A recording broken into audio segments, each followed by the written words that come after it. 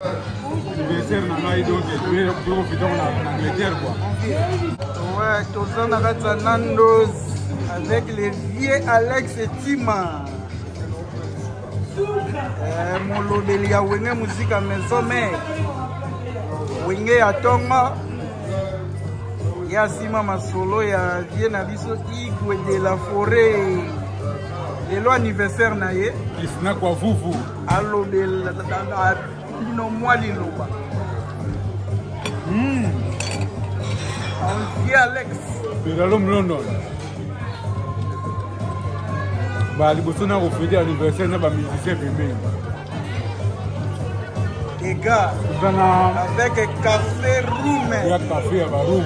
Café Room et Iniesta. Vous savez, vous fêtez mon anniversaire après dans Alex Timaro. Je suis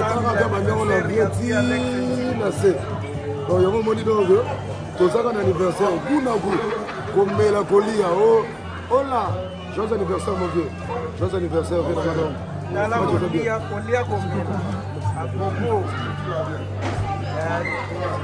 Et donc on a des belles. Nous avons fêté à mon pénal. On vit Alex et Tima. Et donc merci pour la CP du Peralom London. Merci. Anniversaire les Guito pour en tout cas. D'Alex et Sylvia. Les gars. Moulamba, Rouli Moulamba.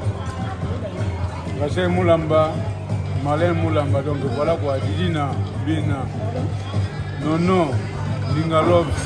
Europa Bindinga. Donc voilà quoi. Merci beaucoup. Donc. La lobby a négligé des dépenses de général. Général des dépenses. Ouais. Lumière à Turquie, général des dépenses. Tata Pambolayo. Ouais. Tombé du ciel TV au total on a musique à partir Amérique. Yé yo tozana yé. Na komi muninga ya bana poto. A outi États-Unis. Na pesina no le roi de la forêt Yanton Bambote bisika bizwami yo na mama na biso si de jiman pata maman nzamba pambola yo. Na ndimaki te ke le roi de la forêt a komi aux États-Unis tata oya ko tika vie.